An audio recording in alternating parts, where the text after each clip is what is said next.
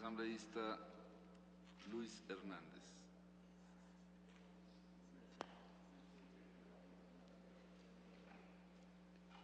Compañeras, señor presidente, compañeras y compañeros asambleístas. En primer lugar, quiero agradecer la apertura que dio la presidenta de la mesa para que yo pueda exponer ciertos criterios en base a la experiencia y a mi vida militar, que es la que más conozco, porque ustedes saben, estuve antes en las Fuerzas Armadas. Las Fuerzas Armadas y la policía tienen particularidades que no es fácil conocerlas. ¿Por qué? Porque son instituciones cerradas y la naturaleza es una institución cerrada. Sin embargo, que en democracia todo debe estar abierto, la naturaleza les hace cerradas. En esas particularidades, lo que mayormente se produce en Fuerzas Armadas y en policía es una salida masiva de gente a los 20 años. ¿Por qué? Porque no hay más vacantes. Los soldados no pueden llegar a ser suboficiales porque es una pirámide, un sistema piramidal, y tienen que salir. En otros ejércitos, en el ejército belga, por ejemplo, ahí se quedan hasta los 65 años en el grado de capitán. Yo conozco eso porque yo tuve la suerte de estudiar en Europa. Entonces, las comparaciones no vienen al caso. Salen, no porque quieren salir, el sistema les obliga. Yo salí, por ejemplo, a los 45 años. Tengo todavía 20 años más de vida económicamente activa. Entonces, por ejemplo, un aerotécnico de la Fuerza Aérea que salió hace 15 años tiene un retiro de $700 y ahora gana como mecánico en la Fuerza Aérea o en TAME, unos $900, pero le penalizan sobre los $200 la diferencia. Quiere decir, le quitan aproximadamente unos $120. $120, señores, compañeros, es bastante dinero. Un empleado espera años para que le suban el nuevo % de su salario, $25. Con $120 es mucho dinero para una persona que tiene un hogar. Más aún cuando esa persona ha iniciado su vida de familia con niños tarde. Todavía tiene todo enterito la vida educativa de los niños. Y queremos hablar de corregir inequidades, corrijamos inequidades. Por supuesto, estoy de acuerdo. Empecemos en casa, por ejemplo. No tomemos el seguro médico y vamos al hospital del Seguro Social. Vamos, ¿cuál es el problema? Yo tengo el problema en columnarme. Corrijamos inequidades desde casa, si es que ese es el tema.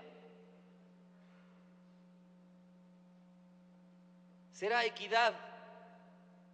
Yo pregunto, a lo mejor estoy de acuerdo que una persona esté 4 años en el gobierno y tenga sueldo vitalicio el resto de la vida.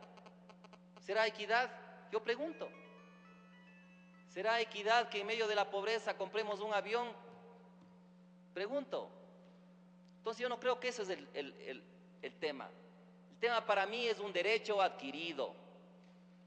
Un derecho adquirido. Y que el Estado honre los derechos adquiridos. Si una persona es descontado durante 25 años y el Estado puede hacer con ese dinero lo que quiera, inclusive financiar el presupuesto, lo menos que se puede pedir es que ese Estado honre su deber cuando esa persona ya es un jubilado o un retirado.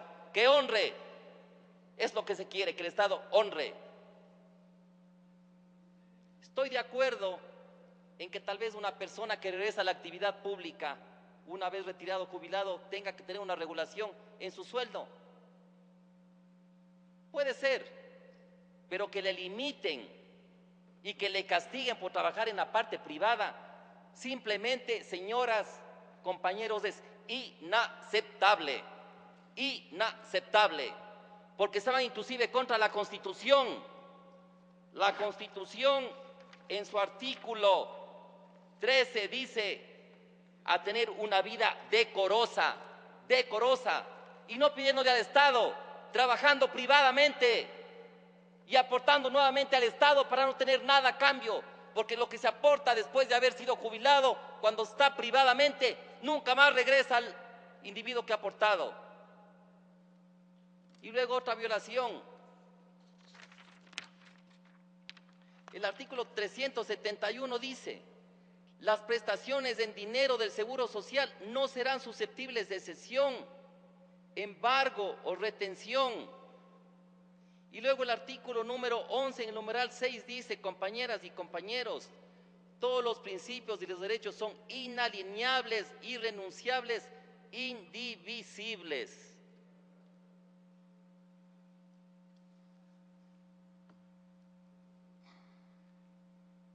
Miren ahí, eso es lo que pasa en Tame.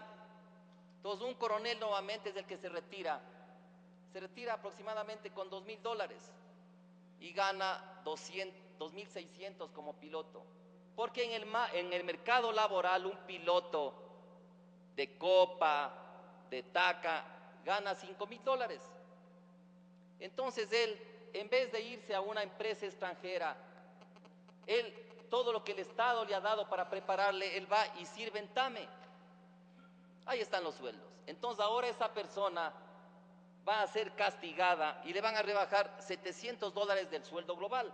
Aparentemente parece mucho, pero alguien me decía: ¿a quién le sobra el dinero? Y ahí tenemos la siguiente, por favor. Esos son los empleados en Tame, por ejemplo. La mayoría son pilotos, copilotos, que han trabajado durante mucho tiempo en las Fuerzas Armadas y que han salido, porque ya no hay más cupo para ellos, pero pueden todavía servir como pilotos, porque el límite para ser piloto es 65 años. Sigamos, 91 son los que trabajan en Tame. Toda esa gente va a ser afectada. Y si es que dicen: no, solamente le vamos a penalizar los $300 a un mecánico. Señores, $150 a veces la gente no tiene. Y en nuestra sociedad, inclusive cuando una persona es abuelo, todavía sigue manteniendo a la hija que no tuvo la oportunidad de educarse o que algo le fue en el matrimonio. Es el Ecuador. En Europa, a los 18 años, los jóvenes se van fuera de su casa, allá que se arreglen. Ese es otro tipo de sociedad.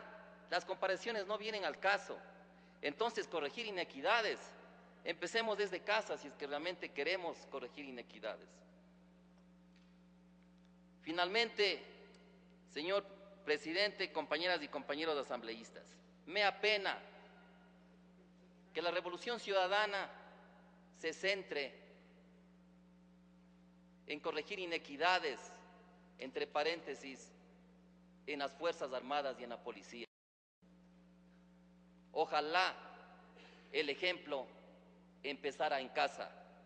Muchas gracias, señor presidente.